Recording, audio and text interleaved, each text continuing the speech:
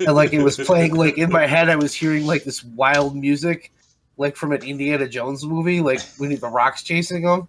All because I'm moving my air conditioner.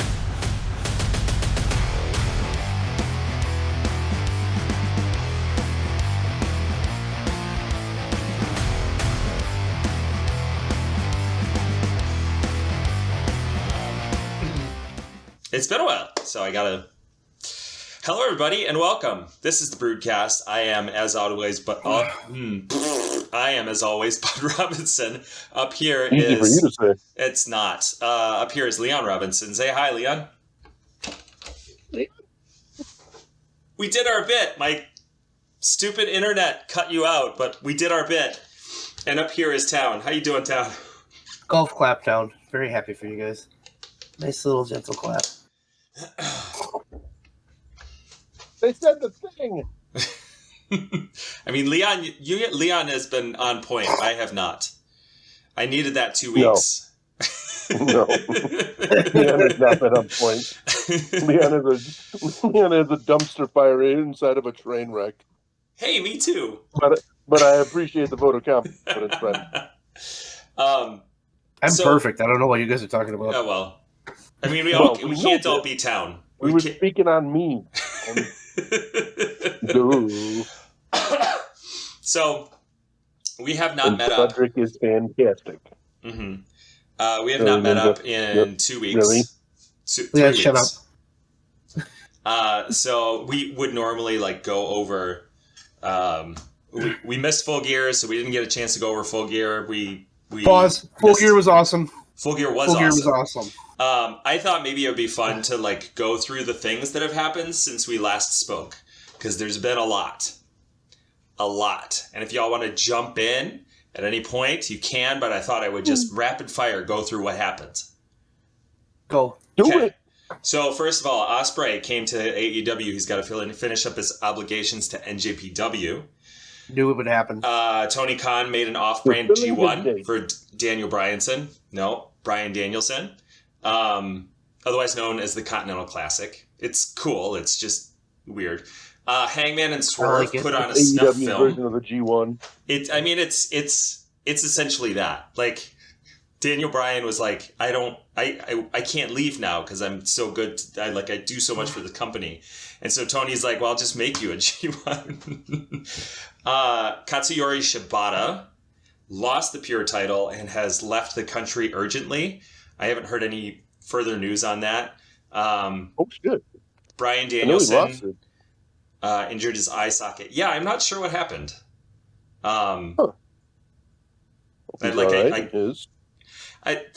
People are considering that maybe it's a visa thing. Hopefully it's not a family thing or something. Yeah. QT Marshall has left the AEW. Orton and R-Truth returned to WWE Survivor Series. Man, that pop when R-Truth came back. Biggest pop of the night. Absolutely it was. It was. They were expecting somebody else to come back, and I think he got some of that, but he deserved every bit of it. The Young Most Bucks, exciting comeback of the night. Absolutely. The Young Bucks. The only one that matters. Oh, it's already started. Oh, it's that. What you're describing was number 2 on my list, but I'm holding off because I know we're going to have words, possibly. The Young Bucks teased a heel turn and then went on hiatus. MJF won both of his matches at Full Gear, accepted Samoa Joe's challenge. You know what? You know what I think about the Young Bucks? And then tore his labrum in his left shoulder. You know what I think about the Young Bucks? Yeah. I think they're going to be great heels, and I think those guys are really good judges of character. Keep going. Did you see that they copyrighted? I got a question about what you said about them teasing heel turn. Have they not just straight up been heel for the last 6 months, anyways? I mean, that's fair. I don't know that they've been outright heel. I'm glad they're splitting from Kenny. I think that's a good move. Yeah. Let them do their own thing. From what I heard, they're gonna have what's his face, the guy that wears the nose covering, whose name I forgot. Oh, Brandon Cutler. He's gonna come on and do messages for him, and I'm just that sounds. I'm there for it. Amazing. For it. I have one qualm with you. You didn't talk about the return of the really important guy. Yeah. No, I already said it. Randy Orton. Randy Orton came No, back at the night. no. Oh no, I haven't gotten that far. Just hold on. I haven't Okay. forgotten.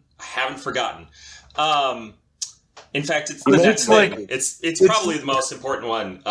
It's like going to change the business. Yeah, Danhausen came back. Yes! Danhausen came back. Last week. The most important return in the past probably 2 years. Biggest star. Oh, Loved it. easily the biggest return in the last 10 years. 10 whole years. Many years. And I guess CM Punk came back or whatever. You want to talk about ROH or...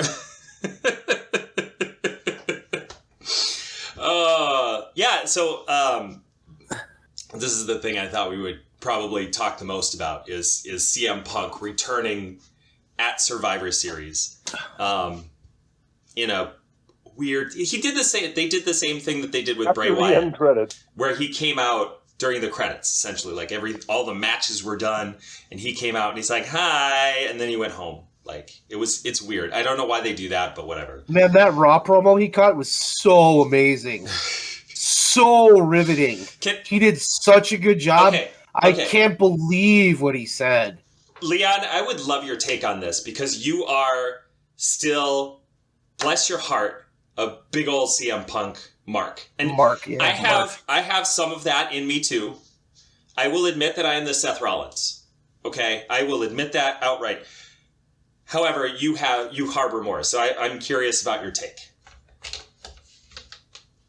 Which part would you like a take on? Any part. His return, his first promo. God, it was so good. The fact that he was on SmackDown. I don't know if he was on The SmackDown. first promo, I mean, there were some nice little callbacks in it. It was nothing setting the world on fire or anything like that, unfortunately. But, I mean, when you come back after a decade, just 2 years prior, it's kind of hard to go to that one. Plus, I'm sure there were limitations put upon him, and don't say this, leave that alone, don't touch that third rail, yada yada yada. Who knows? I mean, not to mention legal. I honestly wish he would have just he alluded to the whole somebody not being happy about him. I was like, okay, maybe not everybody. Kind of alluded to the whole Seth losing his shit there. Mm-hmm. Like, it feels like they had some beats there where it would have been real easy for them to start a feud, but they didn't do anything with it. So that part was it felt kind of weird for me because it's just, I think we've talked about it before, because that's just how they kind of have us trained to expect something like that in a situation there. Mm-hmm. So I don't know. I watched his return, despite the fact that I said I wouldn't. I watched his first promo. It was kind of like I mentioned it in our chat. I fired up Peacock for the first time, not since Mania, but close. I mean, I pulled it up a couple times just to watch some old things, but I mean, the first time to watch a current thing since Mania, and since I heard exactly when it happened, I just fast forwarded right to the end of the pay-per-view, saw it, watched that pop. Mm-hmm. All right, cool. I'm gonna go about my day and watch some other stuff on streaming. Yeah. And then Tuesday morning when I got home from work, I had heard, last segment again, popped on fucking Raw, the 90-minute Raw on Hulu, zip right to the end, watched that, and I was good. I was golden. Yeah. Yep. Yeah, it's nothing setting the world on fire, but I mean, like I said, I don't think you really can at this point after he already did all that. I'm back, blah, blah, blah, blah, blah. It was kind of weird, kind of out of character for him because he was all like, I love you guys, I miss this place, which is really fucking weird for him. And it was. Yeah, go ahead, Tom. What do you think? It was. Hold on one second. It was interestingly tuned down and catchphrasy. That was the takeaway that I got. For sure. Yeah. So sorry, for sure, go ahead, but I mean that's kind of the thing that they do there. So yeah. Can I?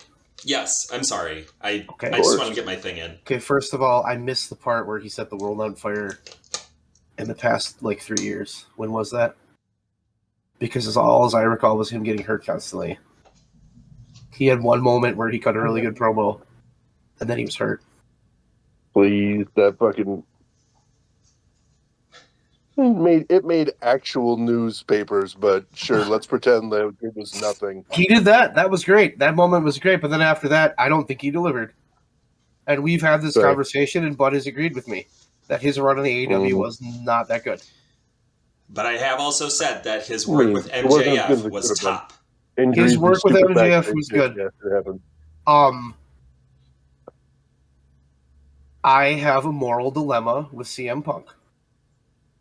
Because here's a guy who acts holier than thou. For sure. And talks about how you can't wrong me. You know, I only did what I did because you wronged me. All this shit, blah, blah, blah, blah, blah, blah, blah. I'm doing everything for the right reason, blah, blah, blah, blah, blah. He buried WWE. The place that made him sick. Okay? He said all this disparaging shit. His gimmick was that he hated WWE. And now it's home? I mean... Money talks, Tony. Money talks. I mean, can you be a bigger sellout hypocrite? Because I don't think you can. And I think all his credit is gone. He's not the voice of the voiceless. He's not for the people. He wants to get paid, and he's just like everybody else. He doesn't give two shits about the fans. To that point, I think Seth Rollins is going to eat all of that shit up. And I'm looking forward to, like, I'm not going to watch Raw, but, like, I will watch the promos that Seth Rollins does at CM Punk. There was one bit in that promo that I found myself laughing a couple of times in that promo, but, like, that last part when he gets off the mic and he's, like, doing his victory lap, like, in the ring, and he goes up to the camera and he says, I'm not here to make friends. I'm here to make money. And I'm like, that's interesting that you didn't say that on the mic because you just spent a bunch of time saying you're here for the fans. And it turns out you're not. I think that's probably, I think they're going to turn that into a character. I think they're going to turn that into a character. I think that's going to be his heel character. But he has to be a heel because he's an asshole. Nobody likes him. I mean, for real. He's an asshole. And he's coming back. He's a hypocrite and he's an asshole and he's a liar. And it's just like, dude, you can't badmouth this place and say all this shit. And he was saying this shit 5 months ago when he was in AEW. He was still badmouthing WWE. To the fucking bitter end, he was doing it. It's like, what the fuck? And now you're just back and we're supposed to be like, oh, cool. I don't even care about the logistics of him leaving AEW because I think AEW is a much better product without him. I think he was hurting that product more than he was helping it at the end. He really was like, he was a cancer. That's what he was. But if it's just for him to have this character and this credential and this shit and this like moral stand of, I'd never go back there. It's so terrible. I left professional wrestling when I left ROH. Now I'm back. Why did you leave it again? Are you now back in sports entertainment? Is that what you're trying to tell us? Are you a sports entertainer again? Is that why you're doing catchphrases and trying to sell me a t-shirt? Like, come on, dude. It's just so fake. And it's, like, sickening fake. You could not make me watch it. Like, I have no desire to watch it. I don't give two shits about it. It's that bad. And that's fair.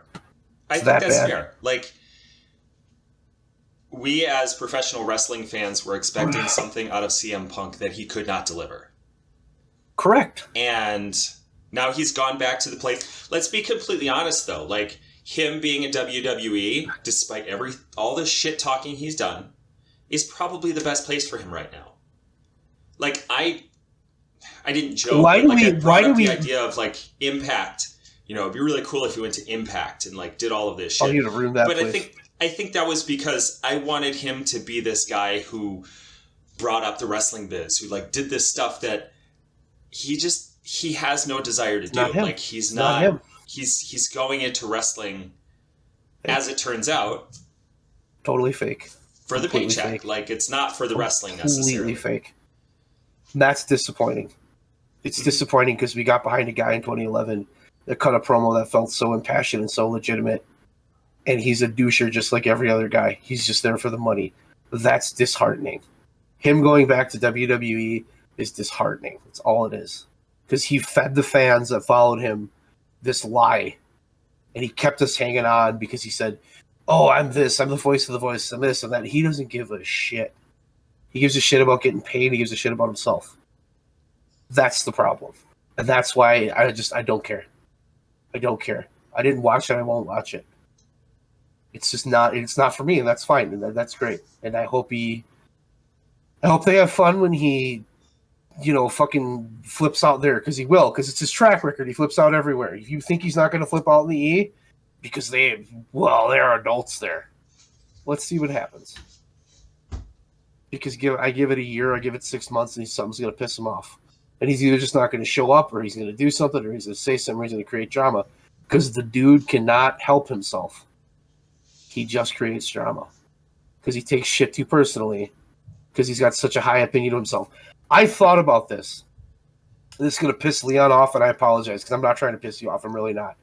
Do you know who he reminds me of, like, personality-wise? Because I finally figured it out. He's the Ultimate Warrior. They're the same person. Because they take themselves so fucking serious.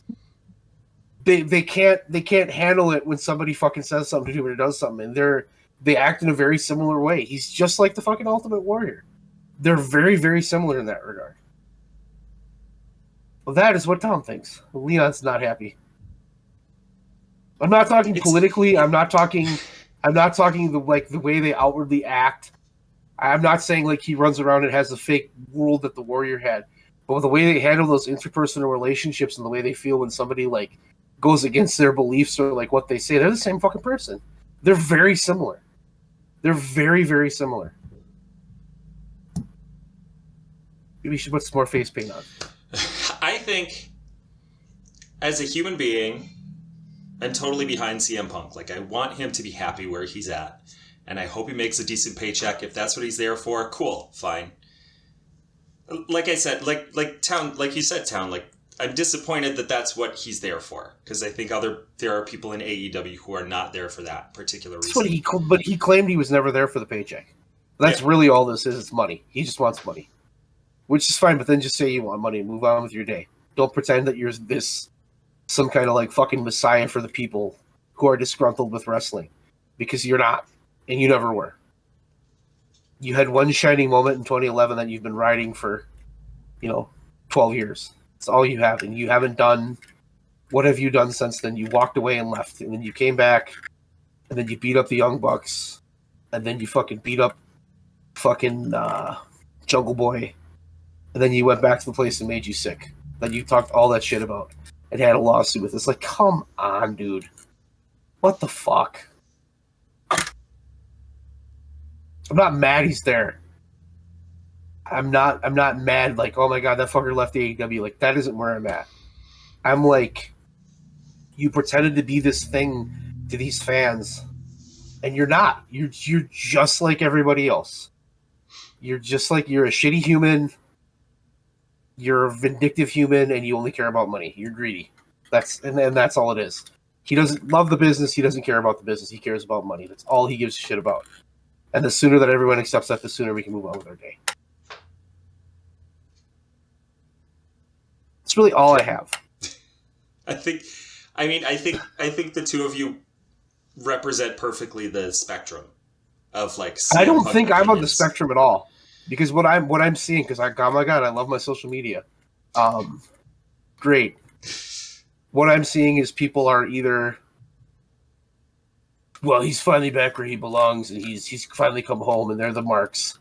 And then the other marks are just like, should have left AEW. He's such a cancer. Da da da da da da.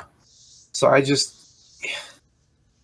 I'm disappointed in him, I guess, is how I feel.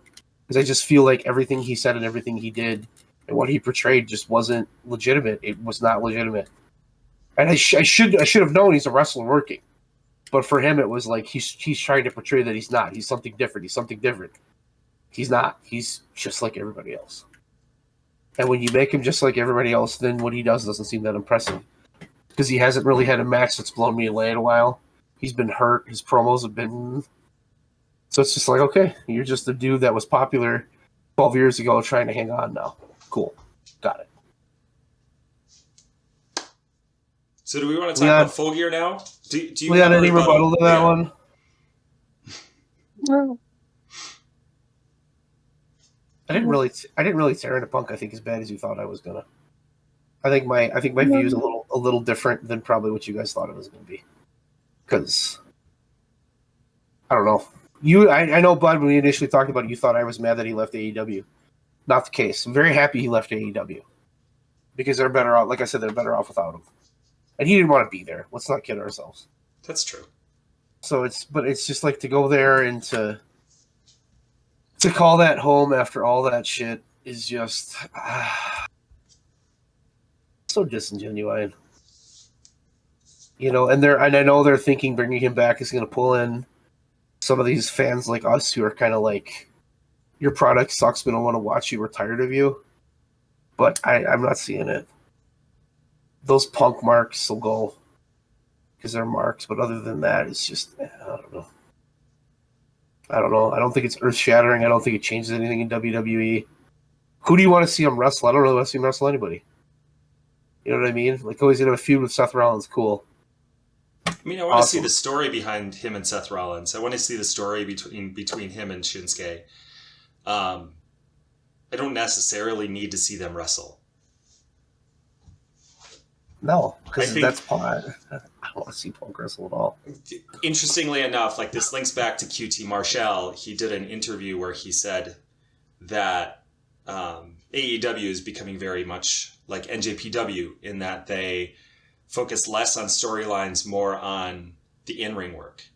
And I think that's what I gravitate towards. I gravitate towards the in-ring work, like the stuff they're doing with MJF. But as I watched tonight, they leaned heavy into in-ring work. Mm-hmm.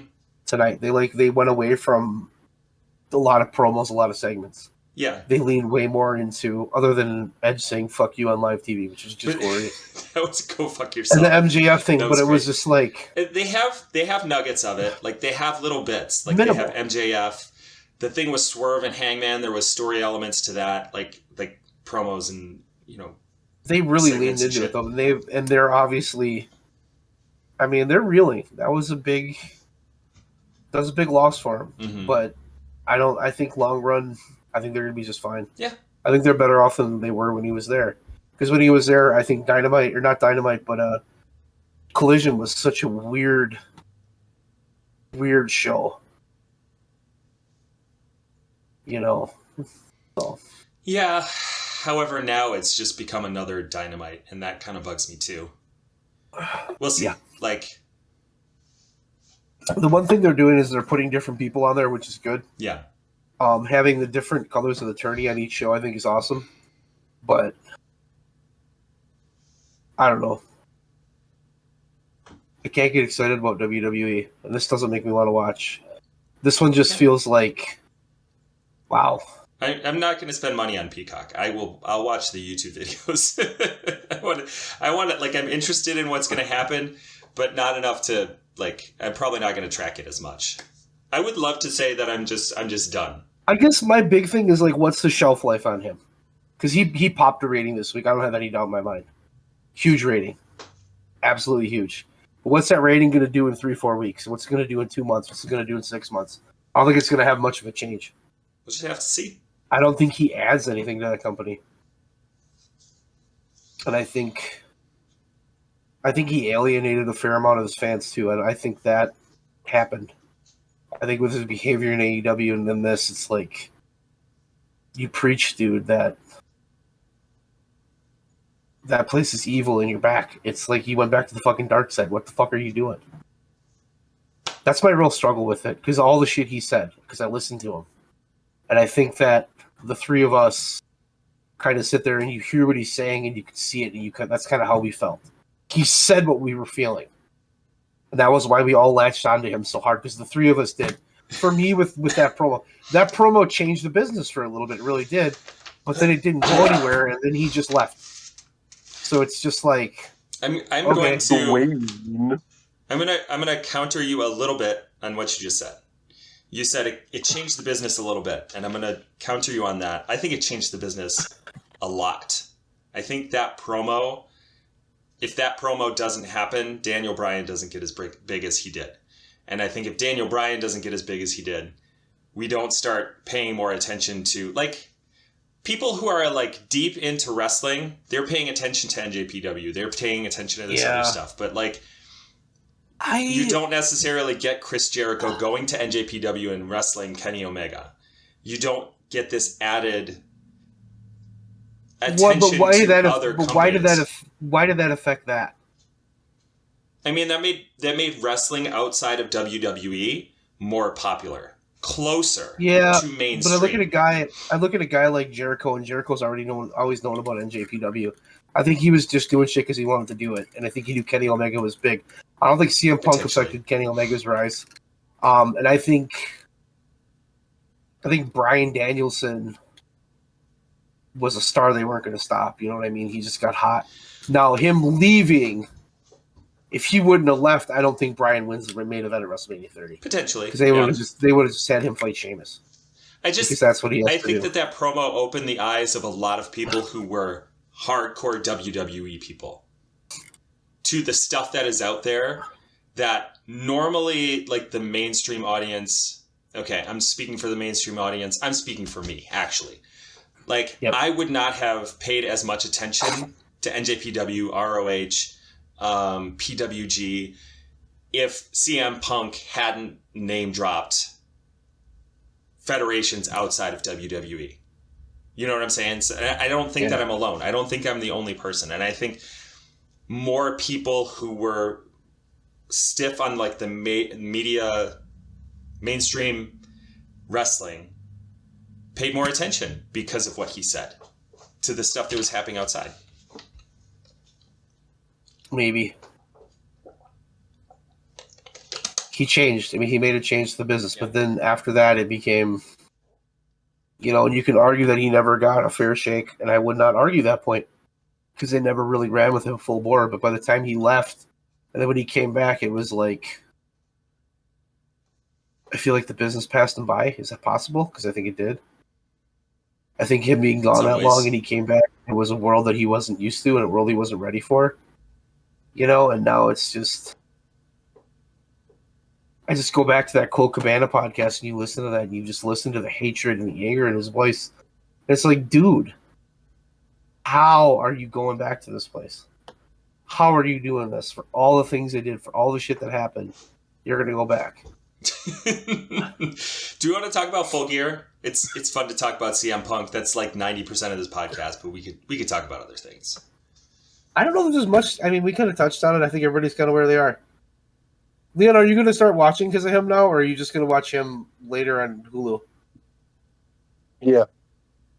Hulu? That last part, yeah. Okay. It's not like I'm fucking... Dynamite is about the only show that I watch any kind of live these days. And I got up an hour late today, so I've seen the first just over half of it for today's episode. Okay. Like, Collision and Rampage generally get like Monday or Tuesday morning watches from me, maybe Wednesday morning. I do that too. Yeah. Collision is... I'm struggling with Collision, and I don't know why.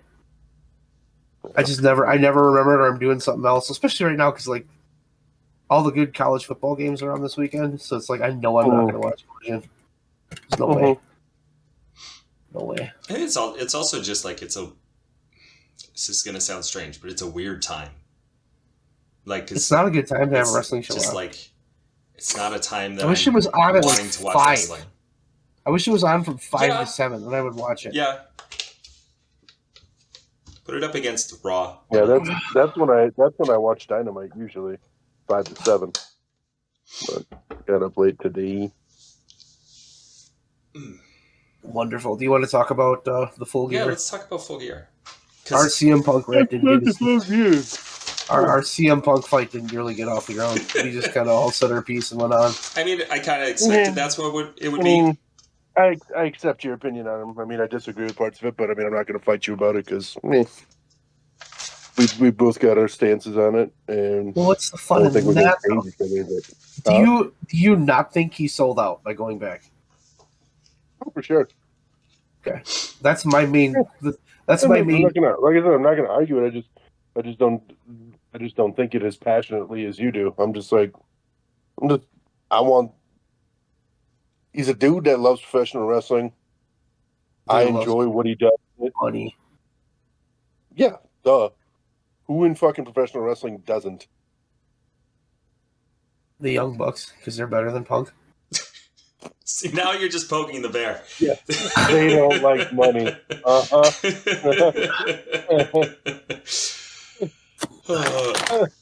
Not only are they superior, the guys who make T-shirts out of fucking tweets. Yeah, they don't love money. No. Not as much as Punk. Thank you. I need it. I did need to. Thank you. Not as much as Punk. They all like getting paid. I don't think any of us can disagree with that fact. They all like getting paid. No, I would agree. And I would agree. Even Kenny Omega, who I think is, or even Bryan Danielson, like they're gonna get their paycheck. I think Bryan Danielson is probably the least likely to join a company because of the price that they're paying him. Kenny Omega is probably a close second. When he was out with his brain injury and everything, like, pretty sure he was on record, like he wanted to, when he was trying to come back and they weren't letting him. Mm-hmm. Like, I'm pretty sure it was on the record somewhere that, you know, he'd go wrestle in front of 20 people in a gym if he had to. He just wanted to fucking wrestle. I read that, yeah. Which he is very much an outlier. Like, he's a dude who would keep doing it that way, I believe. He's made his money. He's not exactly hurting for it. He doesn't live beyond his means or any of that shit. Mm-hmm. So I could see him doing it. But anybody else in that, like, anybody in that business is in it because, yes, they love the sport. They love all that part of it. But everybody wants to fucking get paid. So yeah, I ain't going to begrudge them that. Do you Leon, not take qualm with the fact that he buried WWE and said all that shit, and it was the place that made him sick, and then he just went crawling back? You have no issue with that? I mean, yeah, an issue, but obviously he's gotten to the point where he's okay with it. Different people running it now, that kind of thing. I don't know. He's made his peace. That's true. I mean, it's things that he's been able to talk about, and it's things that he's been able to get past. So who am I to tell him that he can't? All the shit he said about Triple H. Yeah, for sure. I mean, I'm just sitting there like, dude, you're. Mm-hmm. No, I get what you're saying. I get it. I don't get it. I don't. I mean, I think you're kind of ignoring, or not ignoring, but I mean, missing the whole thing that, you know, time goes on and people change, opinions change, stances soften. They did shitty. They did him dirty. He was pissed about it. They've moved on. I mean, has he changed? Because I don't think he's changed at all. Yeah, probably not. He's pretty much still the same man-child with fucking anger issues, but... Okay. So I mean, fucking Brett came back, man. I think Punk can come back. Yeah. Yeah. I just the shit he talks and the way he talks, to me it's just like, dude, you can't sell yourself by saying all that and then go and just fucking, once you get mad at the other company, do a 180 and act like this is home. That's so just disingenuous. Yeah. I mean, maybe that's part of the heel character he's going to do. The kids I work with kids that are high schoolers, and I have a couple of them that are huge wrestling fans. They're big WWE fans, and I give them shit all the time because I'm like, WWE sucks. Of course. And I have one kid who is obsessed with professional wrestling. Well, just WWE. Big J Uso fan, Mark to the max. Loves the good guys, hates the bad guys. Good kid. He goes, I have a question for you. I'm like, yeah, what? He's like, I watched Survivor Series. I'm like, oh yeah, what'd you think? Oh, it was pretty good. He was big Randy Orton was there. He was excited about Randy Orton. He was excited about this and that. He's like, Truth is back. I have a question for you. I'm like, what? Who the hell is CM Punk? I mean, if we do the age math here, then it dawns on me like a lot of these kids that are in WWE right now. He came back, they don't know any fucking idea who he is. It's fair, and exactly. I mean, their audience is kids. Like that's who they're shooting for. Maybe I'm wrong about that, but it has been for a long time. They're aiming for kids. PG. I don't want to totally discourage WWE because I think Triple H is doing a hell of a job. And I think I think they're doing better now than they have legitimately in like 15, maybe even more than 15 years. More than 15. Like 2004. They're better than they were in 2004. Are they better than 2002? Absolutely not. 2004, yes. The product makes more sense. That was Katie Vick time. Do you remember Katie Vick? Everybody remembers Katie Vick. Except Like, for that those was lovely, gorgeous souls who are too young to remember it. Don't ever look it up. She got her brain screwed out.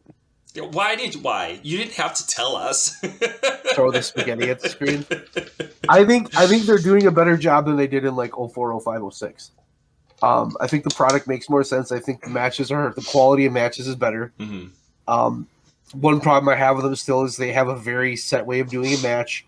There's nothing different. Everybody does the same shit.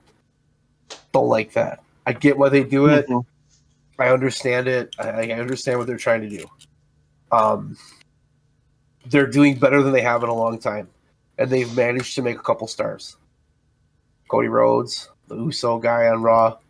I think Jay Uso's pretty over. I mean, so you've got some stuff. Like, they're doing some good stuff. Mm-hmm. It's not awful. But again, after being... We started getting burnt by this company in 2004. And they stopped burning us like a month ago. So that's a long time to get burnt by a company. You know, and I'm not excited about Randy Orton being back. I don't care about R-Truth. I don't care about CM Punk. Like, you can do all this stuff, but your product has been such a fucking letdown. It's just like, oh. You know. And that moment when CM Punk came back in AEW was the most insane thing I've ever seen. And it was more insane than when he came back at Survivor Series. It was a bigger pop. It was a bigger moment. The thing at Survivor Series, everybody's like, oh, great, Punk's here. So it's just like he had this moment, and it was genuine, and it was all this wonderful shit, and then he pissed it away. And now he's back here doing this, and it's just like, I don't know.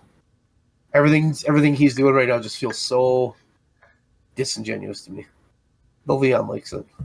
I again. I don't know if like is the right word. I'm interested. Yeah. Which I think is fair. He goes somewhere. I mean, there's a chance that something interesting is going to happen when he's there. Good, bad, or indifferent, it's going to move the needle somehow. We should get a bingo game card, or we should make a bet of what he's going to do wrong first. I don't know. Like pop one of Charlotte's boobs with like a pin or a thumbtack.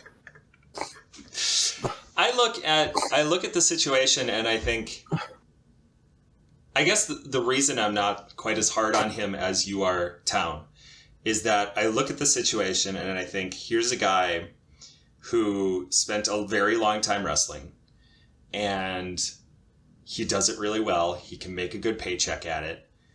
And I look at that and I'm like, why not just go back to WWE and just keep your head down? That's my hope. My hope is that he goes to WWE and he keeps his head down and he just rides it out for as long as he needs to. Because I don't... He's really, really good at keeping his head down. He doesn't speak his mind at all. Fair, but he's a different person than he was. Not from AEW. Oh, yeah. Totally different person. He's a different person from when he was in WWE. For sure. When he was in AEW, he's the person that was in AEW. When he was in AEW, he had a completely different perspective on what AEW was versus WWE. In his mind, making it in WWE is like the pinnacle. Even when he was in AEW saying AEW is the greatest place to work, he was still sitting there saying, I'm better than Kenny Omega because I was in WWE. I am probably paraphrasing and generalizing a lot, but I think that he did say that. A view of He's AEW. got a big ego, too. I mean, he does have a big ego. Yeah. So, I don't know. I don't know. And Triple H isn't going to put up with that shit. Like, if he if he does the same shit that he did that first time that, like, the first time that he threw hands at the Young Bucks, Triple H would have kicked him out at that point, or at least suspended him for longer than Tony Khan did. Who's he gonna throw hands with? That's what I want to know. Who's gonna be the poor bastard in WWE? You're stuck on this town. Better not be Dominic Mysterio. I like Dominic Mysterio. No, I think he likes Dominic too. I'm gonna go with.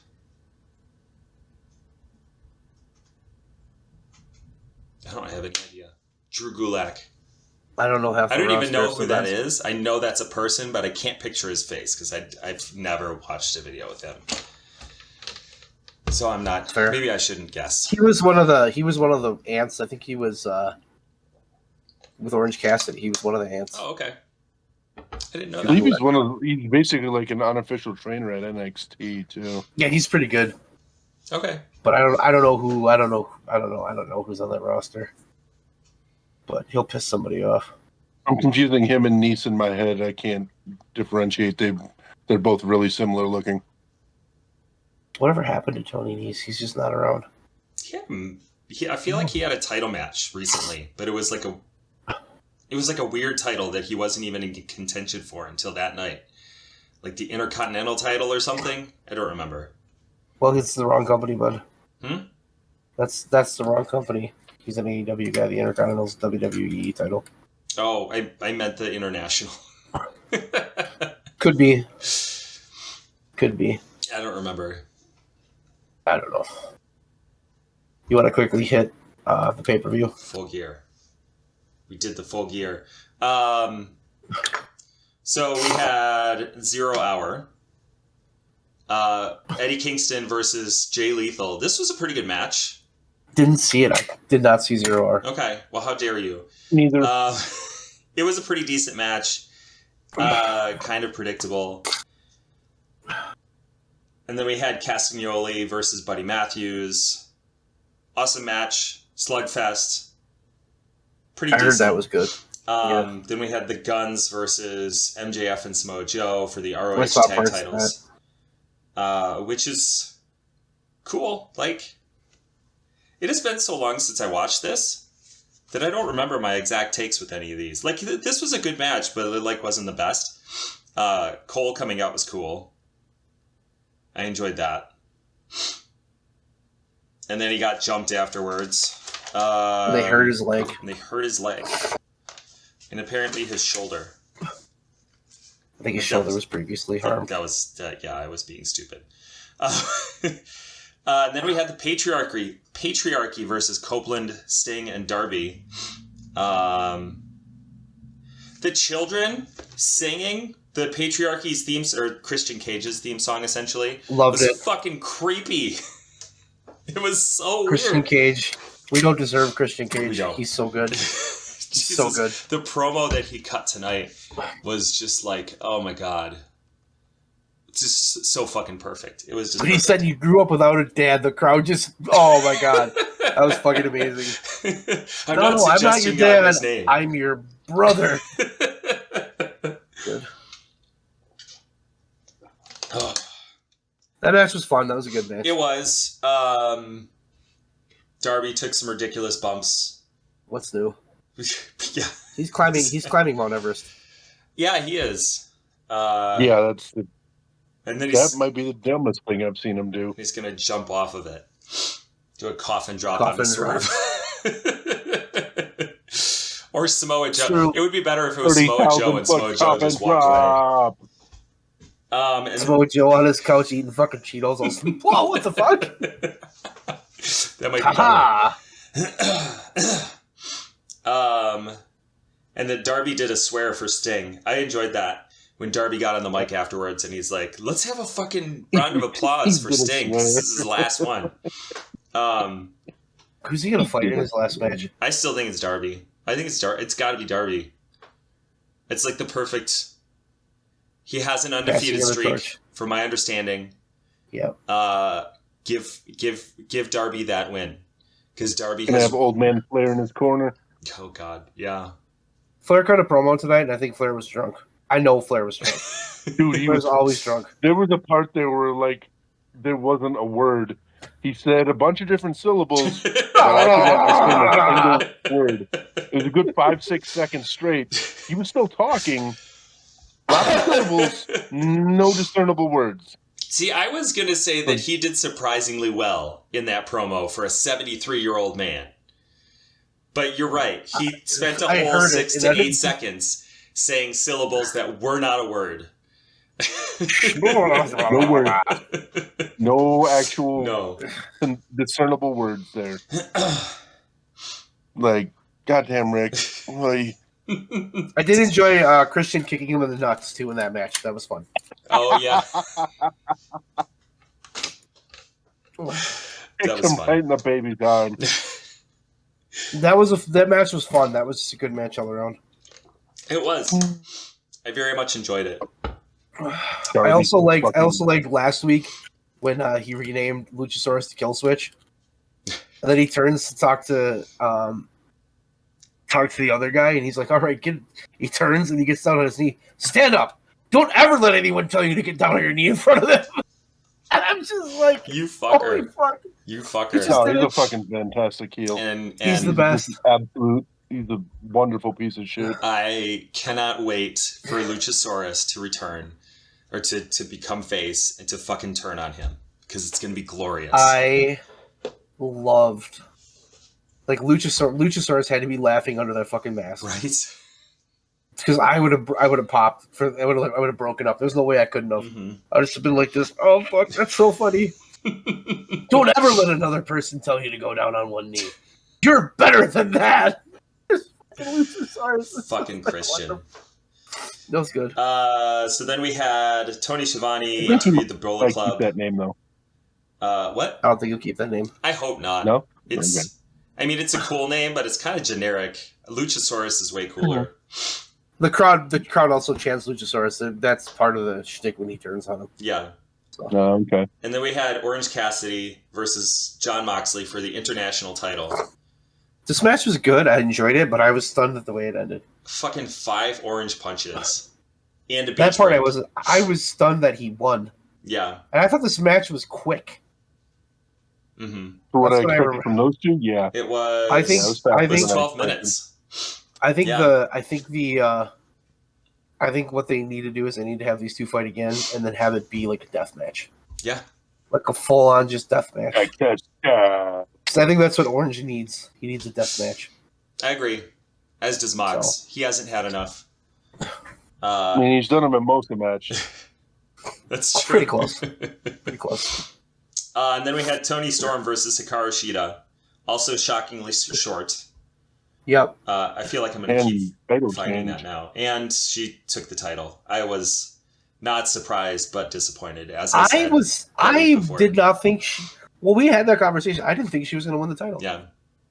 She's great. She's great right now. Her character is great. What she's doing is great. But I don't know. I don't know that she needs the belt.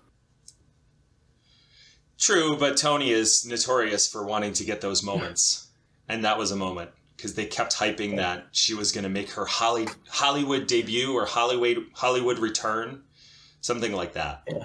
Even though that's not where she's from. She's not from Hollywood. I didn't think it was a bad match. Yeah. I thought it was short. I would agree with you. It's irritating that they keep dropping the ball with Hikaru Shida. I love Shida. Yeah.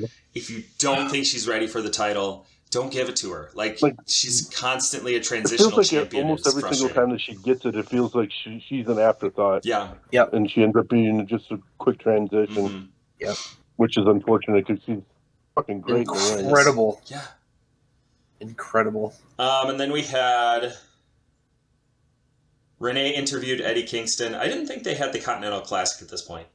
But apparently they did. Yeah, they did. Talked about Eddie putting both of his titles on the line in his matches. And then they clarified that it was going to be whoever won at the end got both of those, plus a third title. And I have one very important question before we move on. What the fuck is happening with ROH? Because they don't have a TV champion. They're getting rid of the ROH World Championship. Like, why are they're taking all of this... They don't really promote their match, like their shows. Like their pay-per-views. They don't really promote them. I'm not wondering if they get on, if they get this deal with Warner worked out and they get on Max, if they'll put it on Max, because I bet you they'll put it on Max. I mean, I'd hope so, but like right now they're cannibalizing it. Yeah, I would agree. It's just fucking irritating. I would agree. Like, I don't know what they're doing. I don't know why we have another belt. I don't understand. so they can. Is that going to be a belt they defend, or is it just going to be a you won the tournament, you get a belt for winning the tournament? I have a feeling, I could be wrong, but I have a feeling they're going to get rid of the NJPW belt and the ROH belt, and they're just going to have this Continental Classic belt, and they're going to call it the Triple Crown, which is cool, except for the fact that now ROH doesn't have a world title. Too many belts. Next, Yes. Kings of the Black Throne versus LJI. Fuck. LFI. Thank you. Versus FTR versus Ricky and Big Bill, who won, kept their AEW tag team titles. I like Big Bill in AEW, and I hated him in WWE. Yeah. And I don't think he works any differently. I think it's the way he's presented. Yeah. Him being the stooge for Ricky Starks is amazing. And if Brody King doesn't someday win the AEW World Championship, I'm going to be pissed. Because he is the shit. The absolute shit. I mean, I loved the match where I think it was Willow versus Julia, and Willow and Brody had a barking match. Like, in between spots, they were like barking at each other. I loved that. This was an awesome match. Yeah, it was. It was a great showcase for everybody involved, especially like LFI has been gone for a while, and then they came back, and like we really got to see how savage they are. I think same for everybody in here. That some of these guys have gotten a lot of spotlight. Kings of the Black Throne, and FTR in particular. But we got to see Ricky and Big Bill. I don't know why you keep calling him Ricky, as well as LFI in a different, like in a higher profile match, and I thought that was great. I thought it was a good match. Mm-hmm. All around. I have no idea what that says, so we're going to skip it. Good job, taking. Chicken scratching. Then we had Julia Hart versus Sky Blue versus Chris Statlander for the TBS I'm so title. Happy Julia Hart won. I'm happy she did too. She is so over right now. Stat is great. She, as you pointed out with Toni Storm, I don't think Chris Statlander needs the title. I think she's doing great without it. Julia Hart, she could chase. I think she could get pulled up to the women's championship. Absolutely. I think she'd be fine doing it. This match was cool. Mm-hmm. Julia Hart is hot, and she's on fire right now, and she has it, and they got to run with it. You got to strike while the iron's hot. Absolutely. She is just everything she does is gold right now. Mm-hmm. And she's 21. Wow. I'm just like, holy shit. So then we saw Tony Schiavone. Sorry, go ahead. I was going to say, joining the House of Black was the best thing that ever could have happened. God, yes. Because she listens, yeah. Yeah, it's... You can't be around those three and not learn shit. Right? It seems like she's learning a lot from Brody, and that's great, because I think Brody I think Malachi, too. I think all of them. Yeah. I think they're just... Mm-hmm. She's so good. Agreed. She listens. That's the thing, is she listens. Mm-hmm. So then we had Tony Schiavone announce that Will Ospreay has signed with AEW. Town called it. I'm all elite, bruv. He's coming in. He's coming in at Revolution? Is that right? Yeah. I didn't think that they announced that, but okay. You've got a situation now where you're starting to get some guys, and you're starting to get your main event, and you're starting to get your own style, and you have guys who can work, like big time work. Okay. You've got MJF who can do everything. You've got Swerve. Oh god. You've got Omega. You've got, Hangman's up there. So you suddenly have all these guys who can do this, and then you just add in Ospreay, and it's like, holy fuck. And that's what they need to do right now. That needs to be their identity. They're not going to outcompete WWE in glitz and glamour. They're never going to do it. They're a different company. Can make way better matches. Their style is significantly different from WWE, and they should not try to be WWE. I have thought about this because, of course, CM Punk is back at WWE, so everybody has decided that AEW is over. It's done. Yeah, they're done. I heard that too. We don't have to worry about it anymore. But I think back to like WWE versus WCW. It was like sports entertainment versus sports entertainment. Like WCW had cruiserweights, but they did not put a highlight on it in the same way. When WCW was waxing the shit out of WWF back then, they had a really good formula of here's our star power, here's the NWO. And by the way, we're going to have the better wrestling matches. So their whole card, other than their main event, was really good wrestling. The shittiest matches on WCW were the main events. You're talking like Prime DDP, you're talking Eddie Guerrero, Chris Benoit, Dean Malenko. Like, they fucking put on really good matches. That's why they won for a while. Mm-hmm. But then Steve Austin is, well, Steve Austin, so can't do anything about that. It's true. And I think if you can't compare that war, I mean, that is a war, but like everybody called that the Monday Night Wars.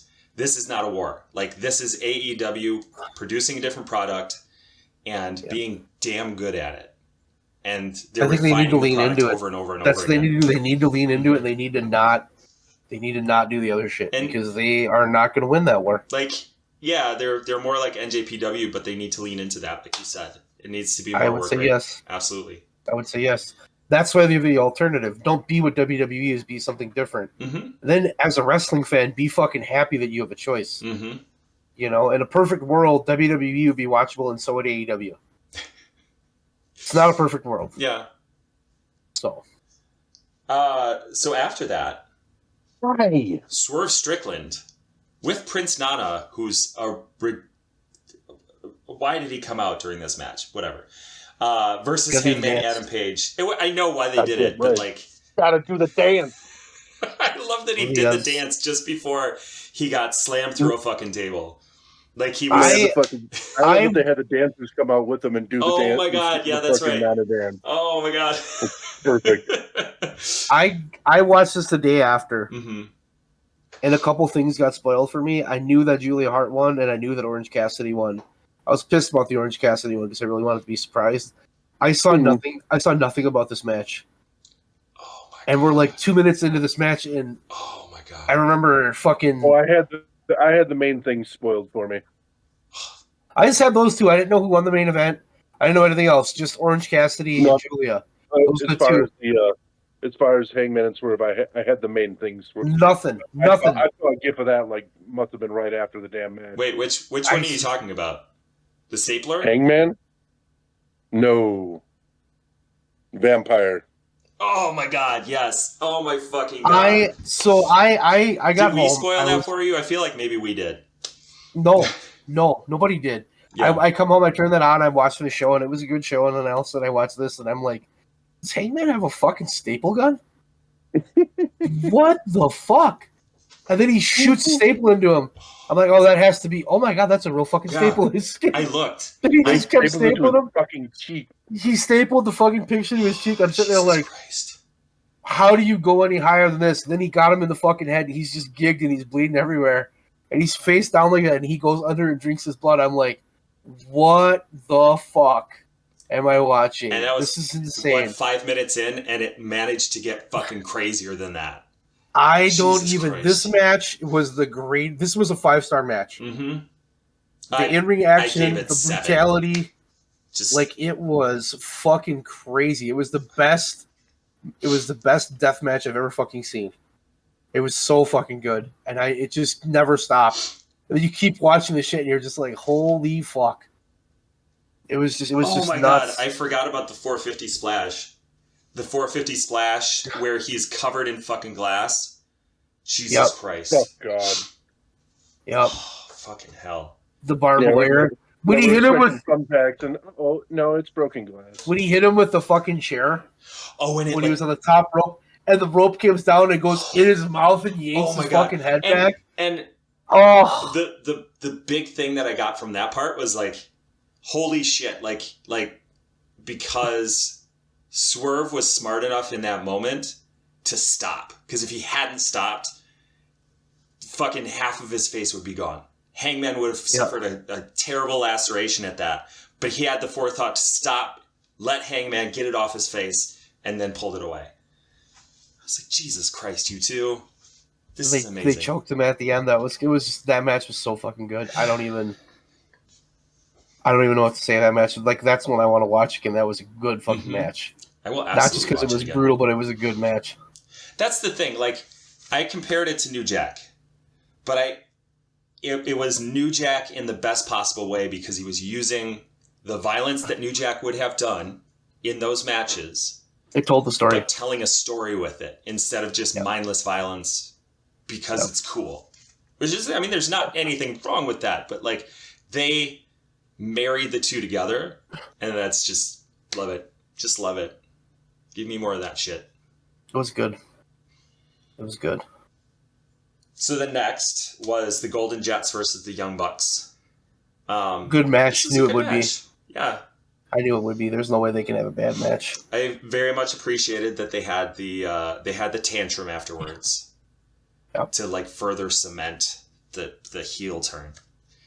Did either of you see that they copyrighted the phrase? They copyrighted something else. I don't remember what it was, but they copyrighted the phrase "Super Dick Party." Yeah, and a couple other things. Yeah, I didn't see which that. is not a shock. Like and merchandise or whatever. Yeah. Mm-hmm. See that Super Dick Party? That's funny. I love it. I also enjoyed the line. Apparently, BTE is done too. Yeah. Yeah. That should have been on the list from before. That was a big deal. Like done. Like they had done it before where it's like Brandon Cutler comes in and like gives messages like we were talking about before. But it seems like they're done indefinitely. They're officially done with it. Yeah. They're probably just started doing it. I mean, it's a lot to put on as many shows. I don't know how much producing they're doing for all of the shows for AEW or like how much involvement they have with all of the shows. But to do all of that, plus the wrestling, plus BTE, like... Too much. That's too much, yeah. I enjoyed the line that Don Callis said, Jericho is a high-functioning sociopath hiding in plain sight on worldwide television. Because it's very fucking true. Particularly this version of Chris Jericho. Like, they're really boiling it down to that. And I love it. I thought the whole thing was good. Mm-hmm. I enjoyed the match. It was kind of a come down from the Hangman match, which was really hard to fucking follow. But I think Swerve needs to be the next champion. He keeps saying he wants to be the first AEW African-American champion. I think they need to do it. I think they need to have him beat MJF. I think it's so doable, and I think it'd be so good.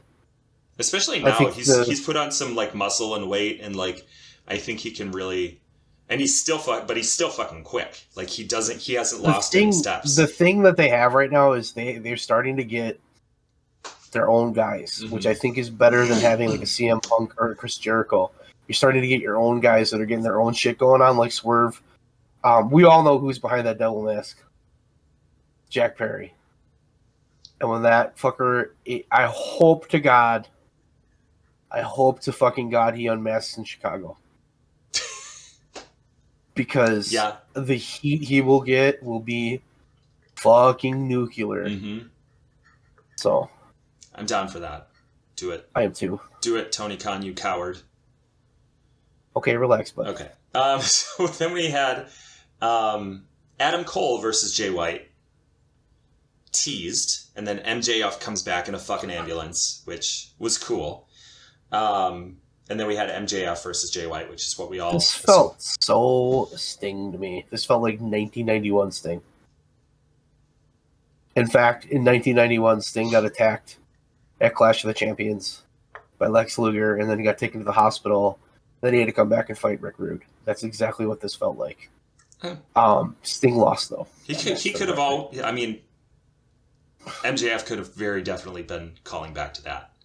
He's known for like doing that kind of shit. Like It was good. So tonight when I watched Swerve and Jay White, I was like, the fuck, this match is incredible. Jay White is so good. Mm-hmm. But that MJF feud was just not it. This match was fine. Jay White has gone on record and said that he was not happy with the work that he did with MJF, particularly the storytelling part. Like the match, I think this match was good. Like I thought it was damn good for what it was. Good. The match kind of shit on Jay. It did. Yeah.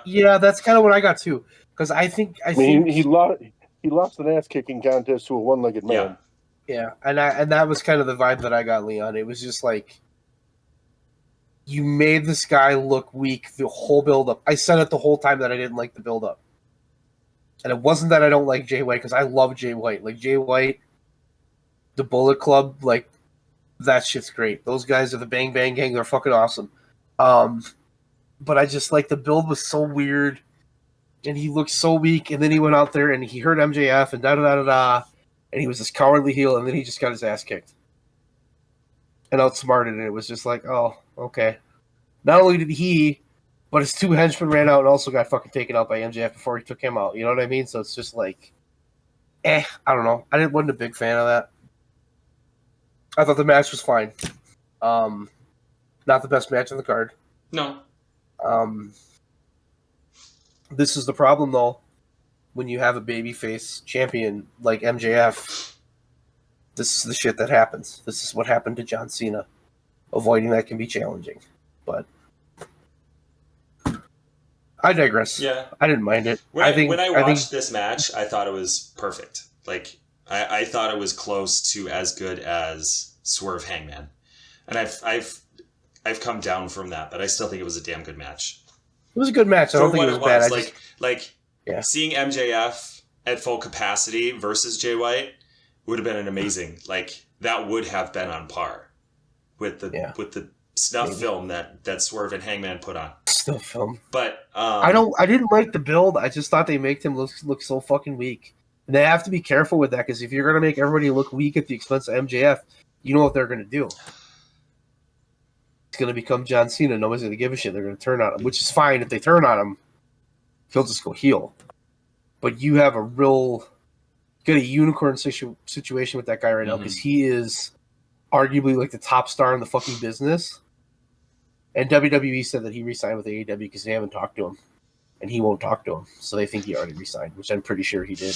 But I would be shocked. Yeah, they're also trying to sign everybody again. That's their plan. They don't want anybody to go to AEW because they're gonna lock everybody in the long-term shit again. Yeah, because they're pissed about the when Edge went. They're not happy about that.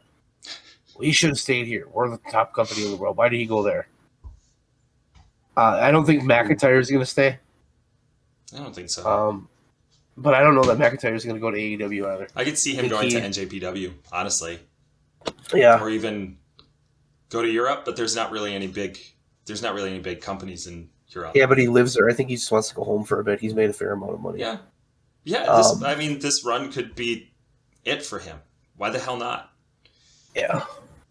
He's ran his ass into the ground. Other than that, I mean... Done. That's fine. We'll see what they do. One thing that I heard that was interesting was Joe Rogan. This was Joe Rogan. Was talking about... because he was talking to somebody about how TKO bought WWE and they ran UFC. And he's like, you know... They're talking about the WWE financials and how they think these WWE guys make so much money. And Joe Rogan's like, well, I think the biggest thing he said that happened when TKO bought UFC, he said, was they looked at how much money we brought in and what percentage of that money that we made is going to the fighters. And it was like 17% went to the fighters. And then he's like, when WWE came in, they looked at what percentage of the profit was going to the wrestlers, and it was like 2%. So he's like, God, I'm so surprised. he's like, one of the first things they're going to do is they're going to look at it. They're going to say, well, our operating costs for our salaries isn't 2%; it should be 17%. These guys need to make more money, so I think they're gonna pay. I mean, they're just gonna pay people, which is great because people need to get paid. Yeah, they probably are up to 17% now by signing CM Punk. $342 million a year. Oh, town. But that's they really did say that, and I think they're gonna start paying these guys more money. Which I hope so. That's honestly awesome. is good. Yeah, they should get paid more money. Yeah. I don't have any argument for that. 2% But I think they're is also fucking ridiculous. They're also gonna hold on to guys when they shouldn't. So I don't know about that because, like, Dolph Ziggler would have definitely been a dude that they should have held on to. I'm glad that they didn't, because I would love to see him. I'd love to see him in NJPW or. I would just love to see him in comedy. Like, I don't need to see him in WWE. But they should have kept him. Yeah, they probably should have. They did. There's a couple guys like that, but I'm curious to see. I think that moment there in the past few years with Vince where he was cutting these guys like Braun and Bray Wyatt and shit like that, and I don't think that's going to happen again. No. I think they're going to be very cautious about who they let go and who they hold on to. I think if you do something bad or if you're really disgruntled, they'll let you go. But I don't know. Even then, like, Vince never did. Like, if somebody asked for the release, 99% of the time they wouldn't grant it. And so the guy would just sit on his couch for 6 months to a year. When I drove for my Thanksgiving trip, I listened to Cultaholic, who had like The War. They talked about The War. They have a series called The War, the Wrestling Wars. And they had a lot of good ones. And they were talking about the Dynamite NXT War. And that war was so freaking one-sided. It wasn't even funny. Like, AEW destroyed them. And WWE just, like, constantly downplayed it and, well, it's our developmental brand. Well, it's a great night for wrestling. Congratulations to everyone. It's just like, come on. Yeah, but when they popped that rating after putting John Cena and Seth Rollins and all those people on their show... Yeah, then they made a big deal about that. Yeah. Interesting stuff. What else? I just don't want him to go head to head. I don't. Yeah. I just don't want it. I don't think Tony wants that. I think Tony Khan wants to. I think he wants it the way that it is. I think when he goes head to head like that, I almost think that he doesn't like. It's out of necessity, not because he wants to. See I think when he goes head to head, he loses track of his fucking focus of what his company is, and tries to do more than he needs to do. Yeah. Oh God, yes. Because if you just put out, if you had 2 hours of really good wrestling matches, compared to like what NXT does, 2 hours of really good wrestling matches are going to be better than NXT. No offense to NXT. NXT does not have the caliber of wrestler that AEW has. They just don't. They've got some people that can work. And kudos to them, but they don't have Kenny Omega. They don't have, a guy like Moxley. They don't have that. They don't have an Orange Cassidy, who's the greatest wrestler that ever lived. He's a true voice. He's a true voice of the voiceless. I'm gonna start calling him that. Okay. Whatever. Sure. But I think if they keep track of what they're trying to do. I heard the same thing that you did about them trying to be like New Japan. And I'm like, yes, go. Do that.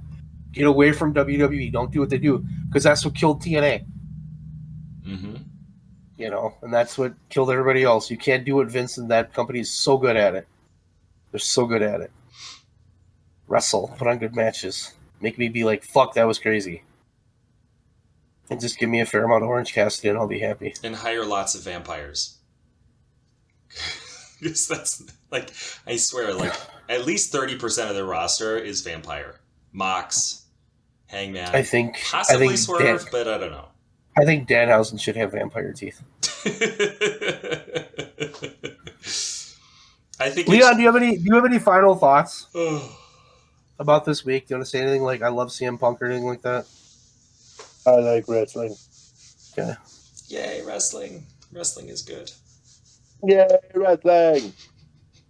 I hope it works in WWE. I mean, I do. I again, for him, I hope it works, and I hope that he can find a little bit of happiness because he seems like a miserable cunt.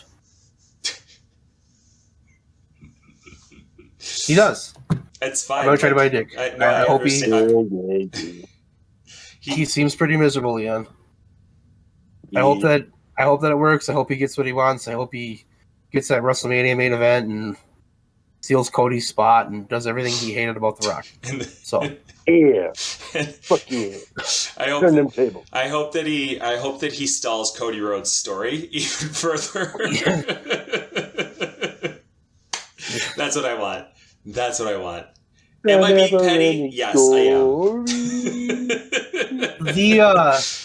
The two big signings that they got from the three, Jade can't work.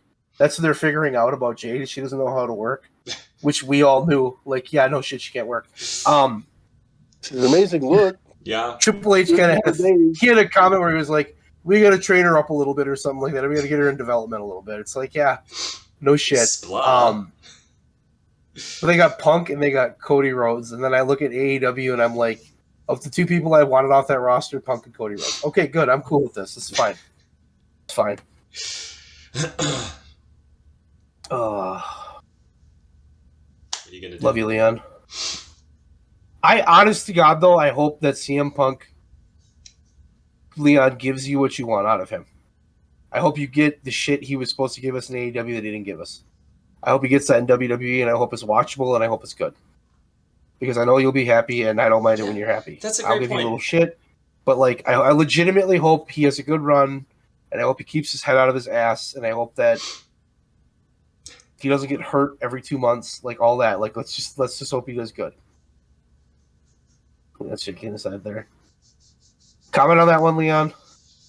Tongue firmly in cheek, huh? No, legit. I hope he does because I'm not gonna watch. I'm not gonna watch. I don't care. Like I really don't care at this point. Like I've watched WrestleMania every year, like since like 14, including the years where WWE was so bad you could barely like turn it on. I've suffered through some bad WrestleManias, and like this year I'm sitting here like, am I gonna watch it or am I done? Like I don't know. Like right now I'm sitting there like I don't really care about Cody and Roman because you had your moment and fucked that up. I don't know what else they're going to do at Mania. They're going to do Punk against somebody. You know, are they going to have like fucking part-time celebrities showing up? Yeah, like I don't care. Steal a paycheck from wrestlers. When did that show go from being this important, like we're going to end the storylines, we're going to start new stuff, like this end of the year point to like this weird spectacle of part-timers and bullshit, and we're not going to really do anything to move our stories along? I don't know. It was a slow thing, but it happened over a period of time.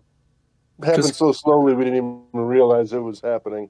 And then it happened, and it's done. Boiling frogs. Cody's got to win that. Cody's got to win that belt this year, or next year, or the year. He's just very good at telling long stories. How many more years does he have until they pass Bruno?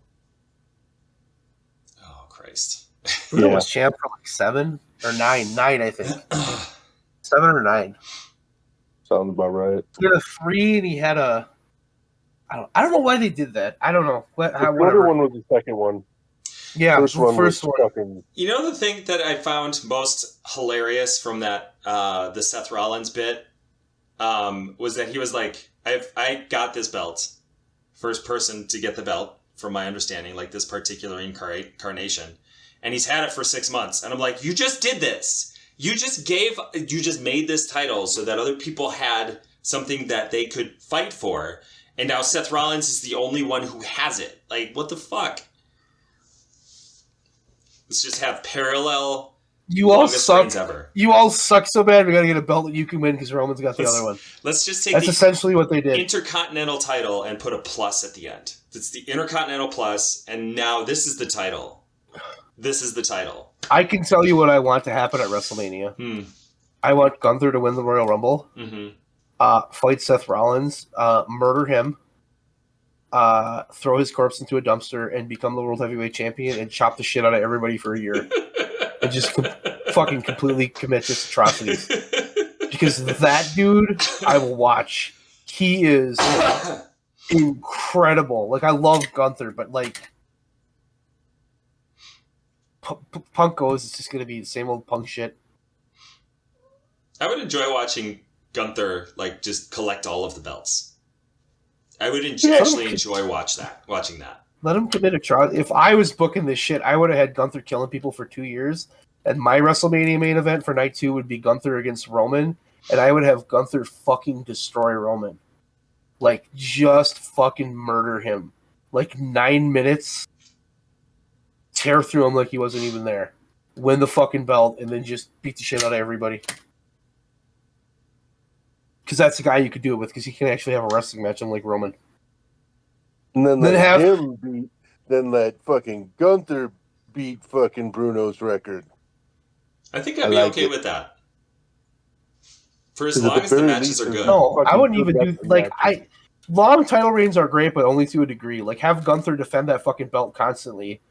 Kind of like what they did with Orange, or many other people in AEW, where they defend that belt all the time. Like, he defends it every other week, and at every pay-per-view he has a title match. Like, you know, kind of what a world champion's supposed to do. I know that's a foreign idea. That's not true. But have him run with that for, like, you know, 10 months to a year, and then have somebody, like, build somebody up to beat him. That's what I would do, because that'd be better than what they're going to do. Because Cody's going to win that belt and then lose it at SummerSlam. To Roman Guarantee Reigns. it. Leon would fucking die. I got my win back. Who else is terrible that Leon doesn't like? Maybe almost could win it. Is he still wrestling? Squash. I feel like he's not wrestling. No, I think he's there. Okay. He's very tall. They invest in very tall people. That's what matters. True. He's got to be tall. You just got to be tall, and then you're good. You don't have to be a wrestler. That's why they hire Jade Cargill. She's super tall. She's not that tall. Yeah, she's not that tall. Yeah, she is. That's why they hired her.